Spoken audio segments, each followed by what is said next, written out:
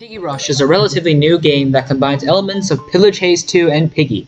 It is still in the public testing phase as of recording this video, so it's going through many active changes, and some of the complaints I have might get changed, so don't...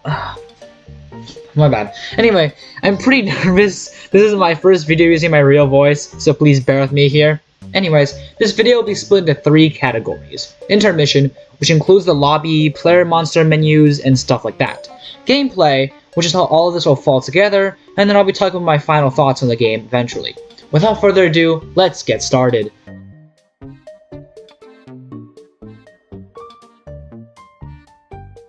Entering the game, we are greeted with 4 buttons: Update Log, Profile, Shop, and Settings. My main focus during this first impression was the shop, where you can buy different survivors and monsters, each all with different unique abilities, although some are worse than others. Losing 30 HP and launching a heavy punch. Stunning monsters if hit. So, you can attack the monster, but you give up 30 HP out of 100. Excuse me? Like, that's just not worth it, bro. You get 3 punches? If we're not counting for the fact that a killer's attack does 30 most of the time?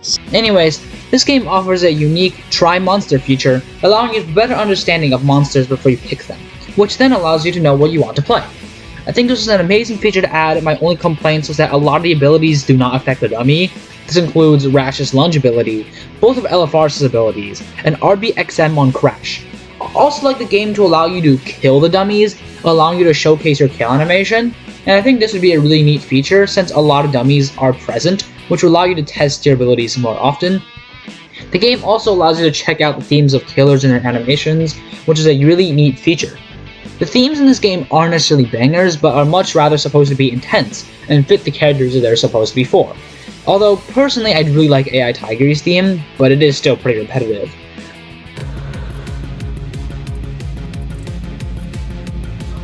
This game is overall really nicely put together, with some quality of life features that I really appreciate. While the skins in this game are questionable, to say the least, I really like the base renders for the killers anyway. I also really do like how Sawmill Doggy is based off of Does Bad Things Guy, and his custom Last Man Standing theme is from Shuck's Infinite Irida. I think that's pretty cool. But with that being said, let's get into the gameplay.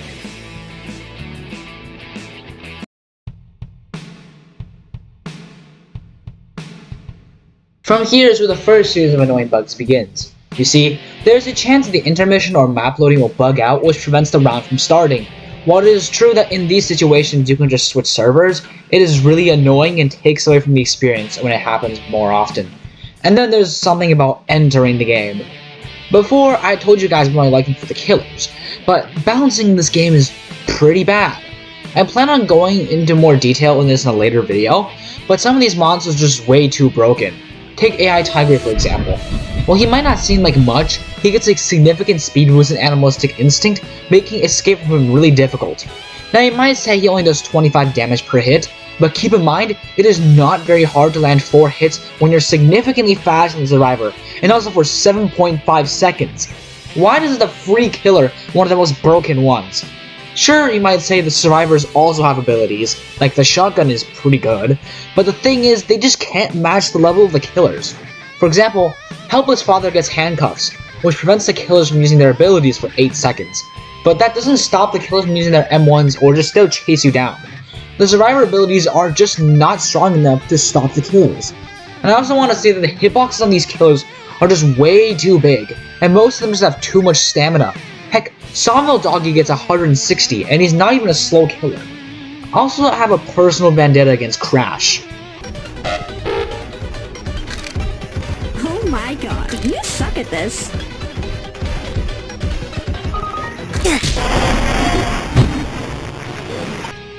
The only thing actually preventing the rounds from lasting only 30 seconds long is the giant maps. There's still a giant issue with this, since half the round, if you're a killer, you're spending more time running around in the map than actually chasing a survivor. Killers like Kinemorto struggle a lot due to this because of her abysmal abilities to track survivors down. The maps I have the biggest issue with is the sewers.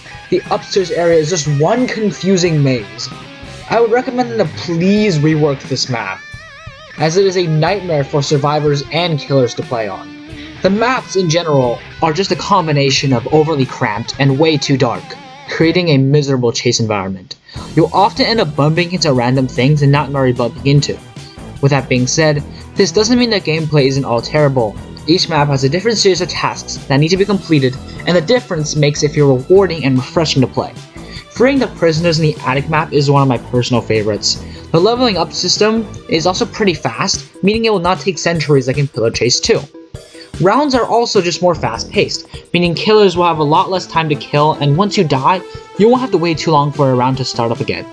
Every single map feels different due to special events, like sewer flooding and lightning strikes in the forest. This makes the experience feel so much less repetitive.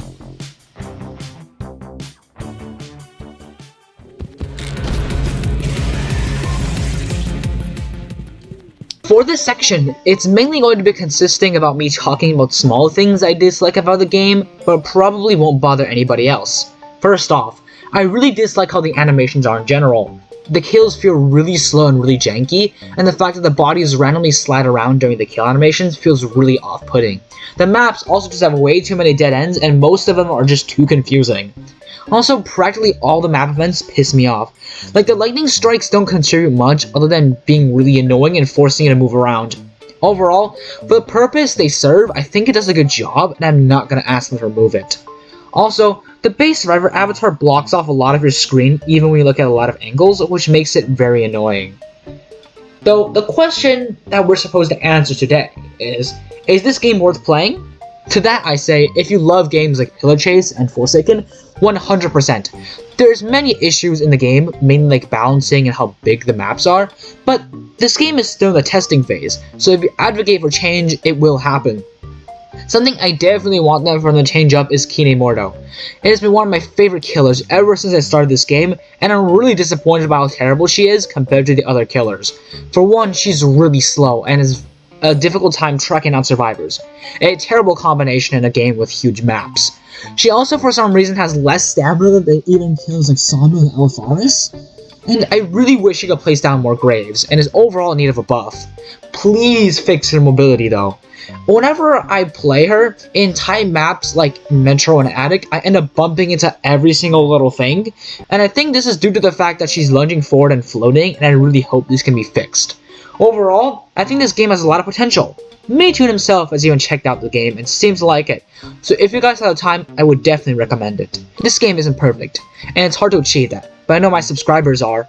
Thanks for watching, Prince here, and have a nice day.